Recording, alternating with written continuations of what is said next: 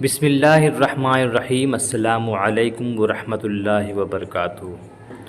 Ranchi university semester 2 غیر افسانوی نثر میں آج ہم لوگ انشاءاللہ انشائیہ کی تعریف اور اس کے اصول پر بات کریں گے۔ سب سے پہلے ہم لوگ لغوی اور اصطلاحی معنی پر بات کریں گے، اس کے بعد دوسرے طرف جائیں گے۔ نثری ادب کی ایک مقبول اور پسندیدہ صنف انشائیہ ہے۔ اردو میں انشائیہ نگاری کی روایت انگریزی ادب سے آئی ہے اور یہ صنف بھی علی گڑھ تحریک کی پیداوار ہے۔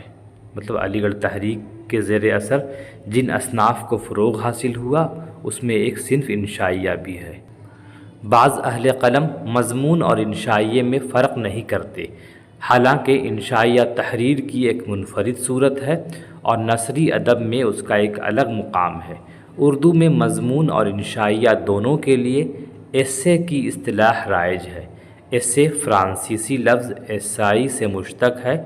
بعض ماہرین لسانیات اور علماء ادب کا خیال ہے کہ ایسائی خود عربی زبان کے لفظ السعی سے ماخوذ یا بگڑی ہوئی شکل ہے۔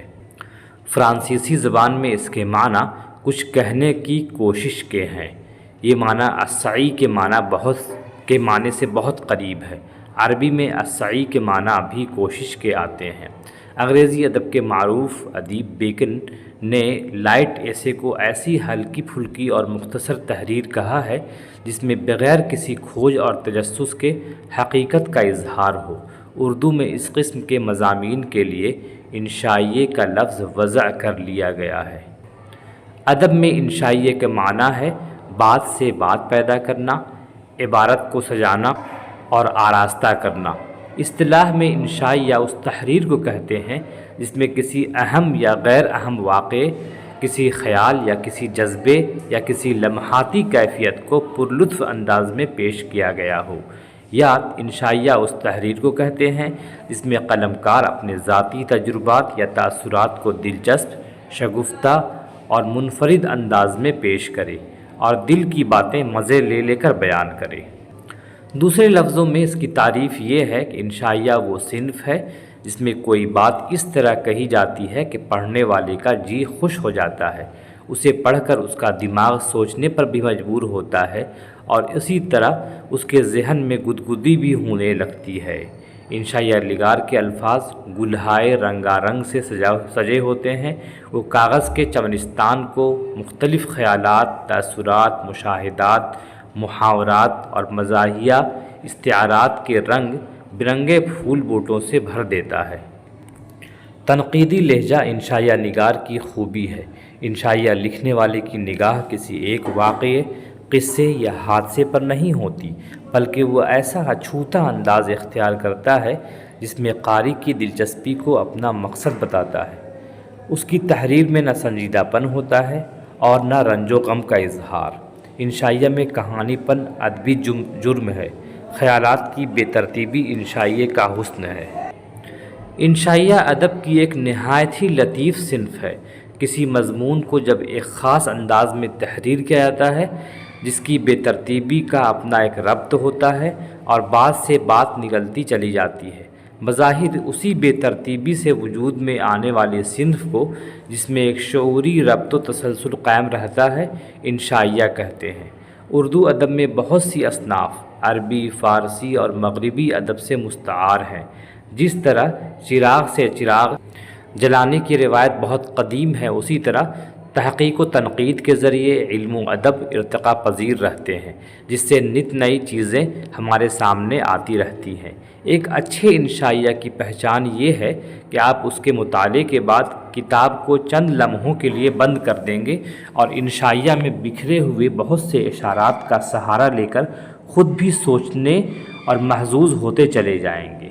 رسمی انداز جو انگریزی انشائیہ کی روح ہے اور قاری کو دوسری دنیا کی سیر کراتا ہے، وہ اردو زبان و ادب میں کلی طور پر پیدا نہ ہو سکا۔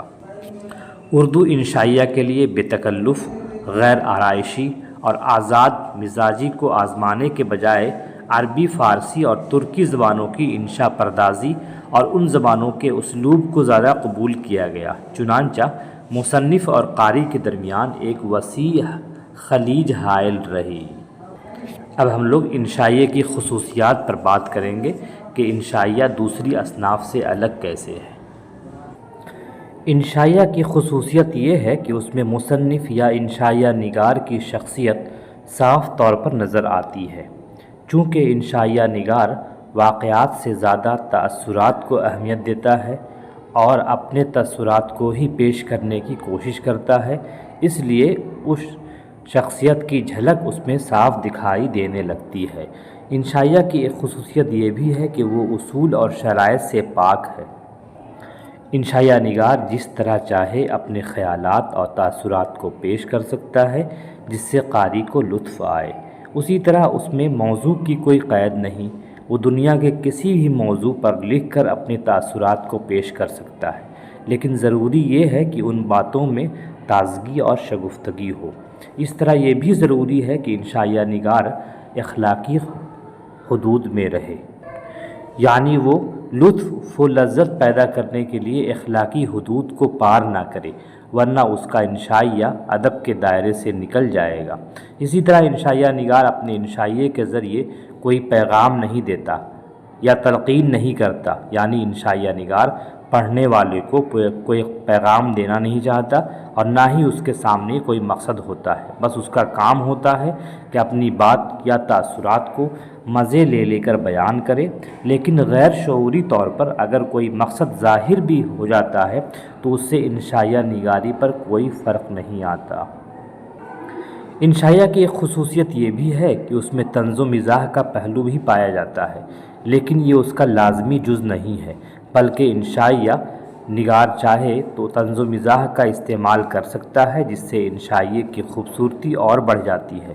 اسی طرح اس میں دلچسپ واقعے یا لطیفوں سے بھی بات کو آگے بڑھا سکتا ہے جس سے انشائیہ اور دلکش بن سکتا ہے، لیکن اس کے لیے ضروری یہ ہے کہ وہ جو کچھ لکھے یا جس تاثر کو پیش کرے اسے دلچسپ بنا کر پیش کرے جس سے قاری کو پڑھ کر لطف اور مزہ آئے۔ یہی انشائیہ کی سب سے بڑی خصوصیت ہے اور اس سے انشائیے کی پہچان بھی ہوتی ہے۔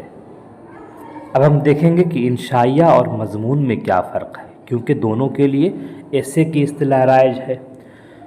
صنف انشائیہ کا موازنہ کئی اصناف سے کیا جاتا ہے، جن میں مضمون، طنز و مزاح، مقالہ، صحیفہ نگاری وغیرہ خاص طور پر اہم ہے، لیکن یہاں صرف مضمون نگاری سے موازنہ کریں گے تاکہ دیکھ سکیں کہ دونوں میں فرق کیا ہے، کیونکہ انشائیہ اور مضمون دونوں کے لیے انگریزی میں ایسے کی اصطلاح رائج ہے۔ دیکھا جائے تو انشائیہ اور مضمون میں سب سے زیادہ فرق اسی کا ہے، یعنی مضمون خشک ہوتا ہے، اس میں عالمانہ اور محققانہ انداز اختیار کیا جاتا ہے، اس لیے اس میں دلچسپی کا سامان نہیں ہوتا ہے، اسے وہی پڑھتا ہے جسے اس سے دلچسپی ہو، لیکن انشائیے میں علمی گفتگو نہیں ہوتی ہے۔ انشائیہ نگار کسی بھی موضوع کو اختیار کر سکتا ہے، لیکن وہ بس اپنے تاثرات کو دلچسپ انداز میں بیان کرتا ہے اور اسی دلچسپ انداز کی وجہ سے قاری کے اندر پڑھنے کی دلچسپی پیدا ہوتی ہے۔ انشائیہ اور مضمون کا سب سے بڑا فرق یہی ہے کہ مضمون میں معلومات ہوتے ہیں اور انشائیہ میں معلومات کی فراہمی مقصد نہیں ہوتا، بلکہ اس میں تاثرات کو دلچسپ انداز میں پیش کرنا ہوتا ہے۔ اسی طرح مضمون میں ہیئت مخصوص ہے، یعنی مضمون میں پہلے تعارفی بات ہوتی ہے، پھر مضمون کے تحت بات ہوتی ہے اور آخر میں اختتامیہ کا خیال رکھنا پڑتا ہے، جبکہ انشائیہ میں اس کی کوئی شرط نہیں ہے۔ مضمون خشک ہوتا ہے جبکہ انشائیے کے اندر دلچسپی کا سامان ہوتا ہے۔ مضمون میں طنز و مزاح کا بھرپور استعمال کیا جا سکتا ہے جبکہ انشائیہ میں طنز و مزاح کا عنصر کم ہوتا ہے۔ مضمون لکھنے کے لیے معلومات اکٹھا کرنا ضروری ہے جبکہ انشائیہ میں معلومات حاصل کرنے کی کوئی ضرورت نہیں، اس میں بس اس کے متعلق اس کے تاثر ہوتے ہیں۔ اب ہم لوگ اختصار سے دیکھیں گے کہ انشائیہ کی خصوصیت کیا ہے، کون کون سی خصوصیات پائی جاتی ہیں۔ نمبر 1 ہے دلچسپ بیانی، یعنی واقعہ کو دلچسپ انداز میں پیش کیا جائے۔ نمبر 2 ہے قاری کو منطق اور استدلال پر مرغوب کرنا۔ نمبر 3 ہے خوشگوار استعجاب، یعنی خوشگواری سے حیرت میں ڈالنا۔ نمبر 4 ہے تیکھا نظریہ۔ نمبر 6 ہے یا 5 ہے انداز غیر رسمی، یعنی رسمی جو انداز ہوتا ہے وہ غیر رسمی ہو۔ اب ہم لوگ بات کریں کہ اولیت کا صحرا کسے ہے، کیونکہ ہر صنف کا آغاز کہیں نہ کہیں ہوتا ہے۔ ملا وجہی کی داستان سبرس میں انشائیہ کے ابتدائی نقوش نظر آتے ہیں، لیکن اردو کا پہلا باقاعدہ انشائیہ نگار محمد حسین آزاد ہے، اور ان کی کتاب نیرنگ خیال کو اردو انشائیہ کی پہلی کتاب مانا جاتا ہے۔ ذیل میں چند انشائیوں کے نام ہیں تاکہ آپ لوگ ان کو پڑھیں اور محظوظ ہوں۔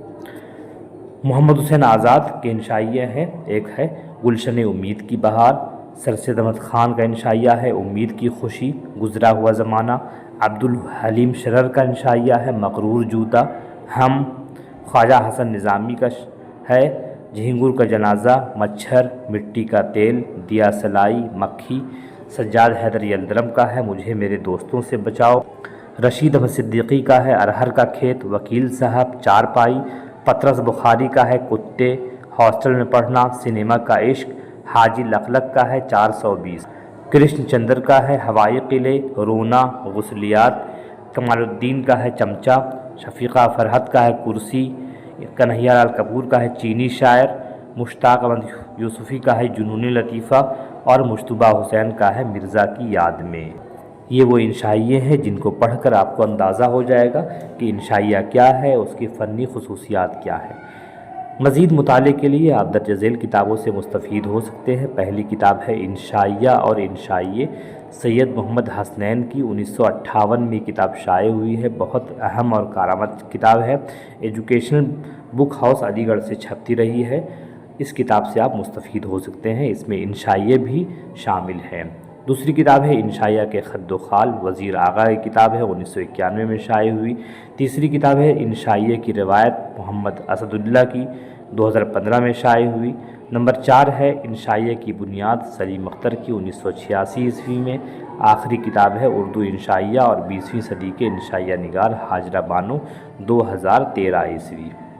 پھر ہم لوگ ملیں گے انشائیہ نگاری کے آغاز و ارتقاء کے حوالے سے، تب تک کے لیے اجازت دیجیے، خدا حافظ۔